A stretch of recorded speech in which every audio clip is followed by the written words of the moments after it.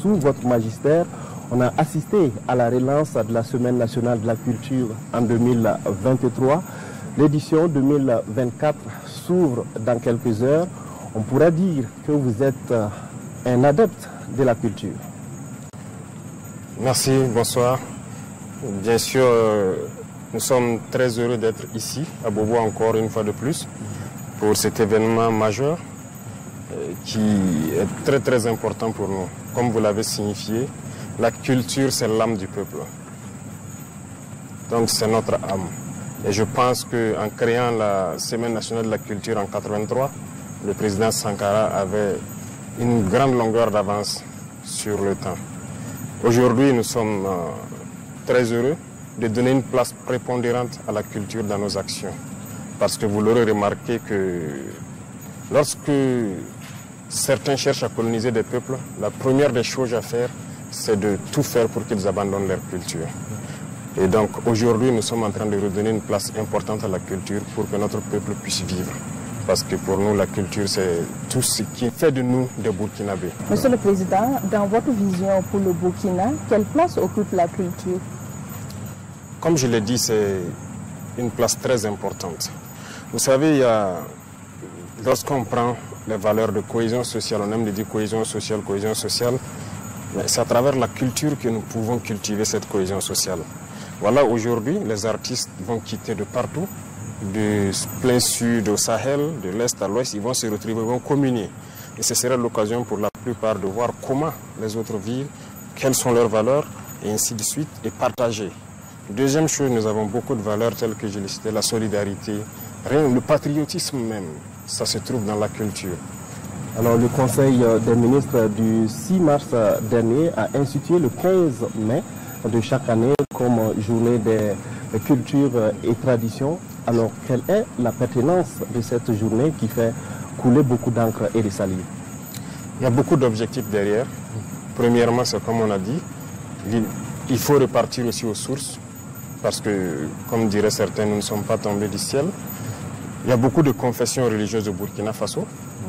Il y en a qui sont des confessions chrétiennes, que ce soit catholiques ou protestantes. Il y a la confession musulmane. Mais il y en a aussi qui ont la confession d'adorer les ancêtres. Donc il n'y a pas d'athée au Burkina, ça je ne pense pas. Tout le monde croit en Dieu à travers quelque chose. Donc c'est une occasion aussi donnée aux traditionalistes de pouvoir fêter, exprimer, être en contact direct avec les ancêtres et pouvoir donc prier pour le Burkina Faso. Donc il y a beaucoup d'objectifs derrière qu'on ne peut pas finir de citer ici en tout cas, mais nous pensons que c'est une très bonne chose qui doit permettre aux Burkinabés aussi de connaître leur tradition, de connaître leur culture et de cultiver les bonnes valeurs. Mais pourquoi le 15 mai? Y a-t-il une symbolique concernant cette date?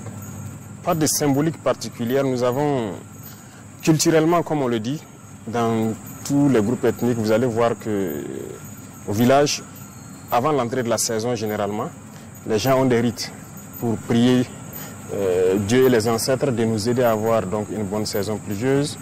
Et à la fin de la saison aussi, à la sortie, il y a des rites pour remercier Dieu et les ancêtres de nous avoir donné une bonne saison pluvieuse, de nous avoir permis de cultiver et de bien récolter.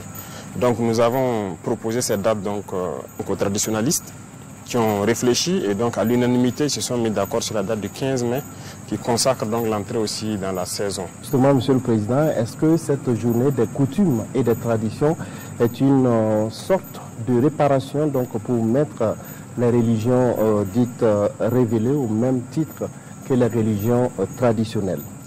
Quelque part, ça fait partie des objectifs aussi. J'ai dit qu'il y a plusieurs objectifs autour. Ça fait partie parce que je pense que toutes les autres confessions ont des journées dédiées. Et chez les catholiques, il y a plusieurs fêtes fériées. Chez les musulmans, il y a plusieurs fêtes fériées. Donc c'était aussi une date aussi pour qu'on puisse trouver, pour que les gens puissent communier et avoir une date où fêter aussi. Donc ça fait partie des objectifs. Monsieur le Président, qu'est-ce que vous attendez concrètement des Burkinabés par rapport à cette journée du 15 mai? Alors, c'est comme je l'ai dit, il s'agit pour nous de donner un espace, prendre une journée, marquer une halte, que les Burkinabés puissent repartir vers les fondamentaux, prier les ancêtres, prier Dieu à travers les ancêtres, pour que ensemble nous puissions donc avoir cette harmonie que nous cherchons là. C'est ça le plus important, parce que la division, les distensions, à travers ces journées, je pense qu'on peut mieux se rapprocher. Voilà, donc c'est l'objectif recherché pour que les gens puissent vraiment communier. Voilà. Alors certains y voient une journée chômée et payée de plus. Qu'est-ce que vous en dites? Oui, c'est vrai, il y a beaucoup de journées chômées et payées au Burkina. C'est un sujet qui est en discussion au Conseil. Voilà, c'est en discussion et nous allons proposer bientôt une formule pour diminuer le nombre de journées chômées et payées et pour qu'on puisse rattraper d'une manière ou d'une autre. Je ne vais pas dévancer les choses. La proposition sera faite au niveau de l'ALT et les Burkinabés vont découvrir et on va décider. Monsieur le Président, en plus de la Semaine nationale de la culture, il y a le mois du patrimoine burkinabé donc, qui se tient du 18 avril au 18 mai de cette année. Alors finalement, est-ce que cet ensemble, en tout cas, d'événements culturels, si on peut le dire ainsi, est un moyen donc, pour permettre aux Burkinabés de revenir donc, pour s'intéresser à leurs valeurs culturelles, de faire une sorte de retour aux sources pour s'intéresser aux valeurs culturelles et traditionnelles qui fondent nos sociétés? Bien sûr, c'est très important. C'est très important. Vous voyez, il y a certaines sociétés qui sont développées en se basant sur leur culture. Parce qu'il y a beaucoup de richesses dans nos cultures. Regardez la Chine, le Japon, ce sont des exemples. C'est en se basant sur leur culture qu'ils arrivent à le faire. Le patrimoine, beaucoup de gens ne savent même pas quel est notre patrimoine. Personnellement, j'ai découvert beaucoup de choses avec le ministre, en conseil des ministres, lorsque nous préparions ces journées-là. Donc j'ai découvert beaucoup de choses que je ne savais pas.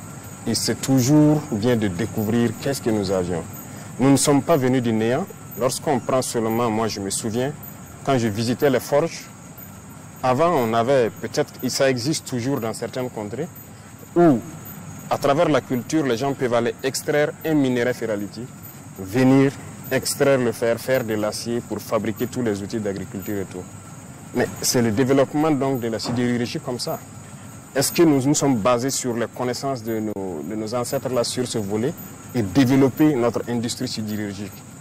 Je ne pense pas. La métallurgie. Est-ce qu'il faut aller forcément apprendre chez les autres? Mais nous avons déjà un fondement aussi. Et ça, ce n'est qu'un exemple parmi tant d'autres. On peut puiser beaucoup de choses dans notre culture que nos ancêtres faisaient déjà et développer notre société. Ce soir, on parle de la tenue prochaine de la journée des coutumes et traditions. Elle se veut une instauration d'une forme de justice à l'endroit des adeptes de la religion traditionnelle. Et depuis la communication du 15 mai comme date retenue, les commentaires vont bon train quant au contenu de la journée, d'où le besoin de clarification du gouvernement. Le ministre de l'administration territoriale a été approché par l'une de nos équipes. Ses explications au micro de Kassoum Milogo et Ismaël Saturnin Paris. Aux adeptes de la religion, on va dire traditionnelle, c'est à eux maintenant de donner un contenu à cette journée. Bien évidemment, il s'agit de la journée du 15 mai, dénommée Journée des coutumes et traditions. Une journée qui, depuis son annonce au Conseil des ministres du 6 mars dernier, fait l'objet de beaucoup de commentaires de la part des Burkinabés. Mais son instauration trouve tout son sens selon le gouvernement. Le gouvernement a donc estimé qu'il était nécessaire d'instituer cette journée-là pour que les adeptes de cette, on va dire, de ce culte traditionnel se reconnaissent aussi au Burkina Faso et n'aient pas l'impression de faire des cultes dans le noir. La date du 15 mai n'est pas un choix fortuit. Ça marque l'entrée sur le plan climatique dans la saison hivernale. À cette occasion, il y a plusieurs chefs traditionnels qui faisaient des rites. Et je pense que cette journée a été choisie parce qu'ils se sont accordés là-dessus. Ce n'est pas une date choisie par le gouvernement qui va modifier un certain nombre de traditions. Il y a des rites qui respectent une certaine périodicité.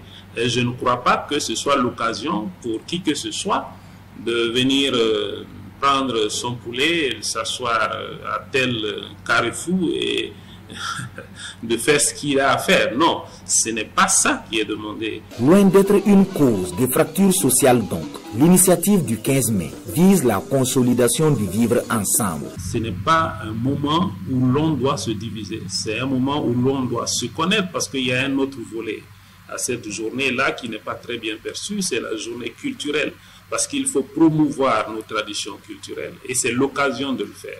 Donc en aucune manière, ça doit être une journée où l'on se regarde en chien de faïence. Ce n'est pas aussi une occasion à saisir pour régler un certain nombre de comptes. Non, c'est une journée qui est accordée pour que les Burkinabés, d'une manière ou d'une autre, se retrouvent autour de leur tradition, que certaines personnes apprennent ce que c'est que la tradition burkinabé. Et si à côté, il y a des adeptes d'un culte qui font le culte, mais qu'ils le fassent tout en respectant les prescriptions légales déjà, les règlements de ce pays. Quant au contenu de la journée des coutumes et traditions, il revient aux adeptes de le définir. Cela n'incombe pas au gouvernement. Ce sont les adeptes de ces religions-là qui l'organisent. Et ça, c'est le rappel que j'aimerais faire aujourd'hui, pour que ceux qui étaient si contents de se réjouir de cette journée-là puissent se rassembler et retrouver un contenu réel. C'est peut-être ça qui n'avait pas été bien compris, que le gouvernement ne s'implique pas dans l'organisation de quoi que cela. Le gouvernement, n'encourageant aucune religion par rapport à une autre, s'est donné pour objectif de donner ce cadre d'expression aux adeptes de la religion, on va dire traditionnelle, à l'image des fêtes qui sont soit chrétiennes ou musulmanes. Le gouvernement pourra accompagner en cas de besoin. Invite est faite aux populations de non seulement s'approprier cette journée, mais aussi d'en faire un tremplin de la liberté de culte. J'appelle les uns et les autres à s'accepter en tant qu'adeptes religieux, musulmans, chrétiens ou traditionnels. C'est déjà le cas. C'est déjà fait, alors il faut juste entériner ce comportement que nous avons à l'occasion de cette journée du 15 mai. Pour Émile Zerbo, la commémoration des coutumes et traditions est une façon pour le Burkina Faso de réaffirmer sa laïcité en permettant à la religion traditionnelle de prendre pleinement sa place dans notre pays. Dans l'actualité également, mois du patrimoine culturel, mois de découverte de Burkina culturel et de promotion des valeurs traditionnelles. Et nous vous invitons à voir une démonstration de réduction de fer réalisée par les forgerons à l'appel du chef de Sandro. Obtenir du fer à partir de minerais, le processus avec Franck Ouedraogo et Moussaki. Nul ne monte ici que s'il n'est forgeron aux pieds nus. Nous sommes à Sondogo, au quartier général des hommes du feu et du fer. Comme dans un laboratoire chimique, ces forgerons se préparent pour une démonstration de réduction du fer. À cet effet, 2 fourneaux sont installés pour l'exercice. Pour obtenir le fer, on fait d'abord l'extraction du minerai à la mine pour arriver au niveau du fourneau pour faire ce qu'on appelle la réduction du minerai de fer. Et la réduction du minerai de fer, il y a 2 types de réduction. Il y a une réduction à tirage forcé, c'est-à-dire c'est la réduction avec le soufflet, et la réduction à tirage naturel que vous voyez juste derrière, qui en fait ce sont les tuyères qu'on a placées de façon scientifique qui va aspirer l'air, qui actionne en fait le feu à l'intérieur et qui va augmenter la température à l'intérieur du fourneau pour permettre de pouvoir fondre les impuretés et obtenir de la loupe de fer. Obtenir la loupe du fer obéit à un travail purement scientifique. Ces petits fourneaux en plein travail fondent le minerai à partir de 900 degrés Celsius. Le gros d'à côté lui dégage les impuretés du fer entre 2000 à 3000 degrés Celsius. Tout se passe sous le regard de la jeune génération investie désormais de la mission de perpétuer ce savoir-faire ancestral. Depuis notre naissance, on n'a jamais vu de fourneau. On entendait parler de fourneau, mais cette fois-ci-là, ça nous a beaucoup éclairé. Et c'est une école pour nous tous et pour nos enfants qui viennent de naître, qui vont savoir que vraiment, avec ce fourneau-là, c'est la base même du forgeron. Donc ça fait beaucoup plaisir quand ça a été fondé même ici, devant nous, et nous sommes très fiers. L'exercice est minutieux et demande assez de patience. 36 heures sont nécessaires pour la réduction du fer à partir du minerai. Quand arrive l'ouverture du fourneau, le règlement est clair. Quelques pas de danse de la troupe de Songo autour du site. Ensuite, les femmes apportent du yonkom, cette boisson locale que l'on sert aux étrangers en pays Mouaga. Il se boit à tour de rôle. Et la suite, la voilà.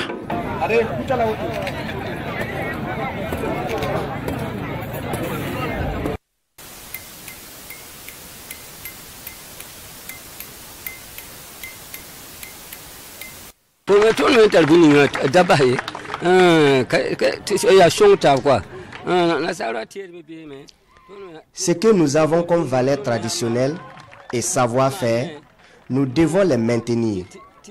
Nous ne devons surtout pas les laisser au détriment de ceux des Blancs. Si cela arrive, nous allons le regretter. Ici, le secret ne se dévoile pas. À chaque action, la réaction du public. La tradition des forgerons se vit en live, devant chef coutumier, responsable administratif et élèves. Ce sont les thermostats de notre société. Donc, nos ancêtres ont si réellement intégré cette partie de notre société au sein de notre communauté, de nos différentes communautés, pour dire qu'effectivement, chacun a son rôle à jouer. Et ce que nous traversons aujourd'hui, ça nous interpelle. Ça nous amène à vivre dans l'unité, à vivre dans la cohésion, pour pouvoir atteindre effectivement la paix. J'ai appris que les fourneaux, on ne les nommait pas par leur taille, mais on les nommait par leur procédé. J'ai vu les tuyères. J'ai vu qu'on doit mettre le fer dans le fourneau, et si on monte en haut du fourneau, on peut voir le feu qui est à 1200 degrés Celsius. L'eau qui sert pour refroidir le fer est ensuite partagée aux populations de la foi des forgerons. Elle sert de remède contre plusieurs maladies comme l'hémorroïde et l'infertilité. Cette séance de démonstration de réduction du fer s'accompagne de rues marchandes, de quoi enchanter les participants.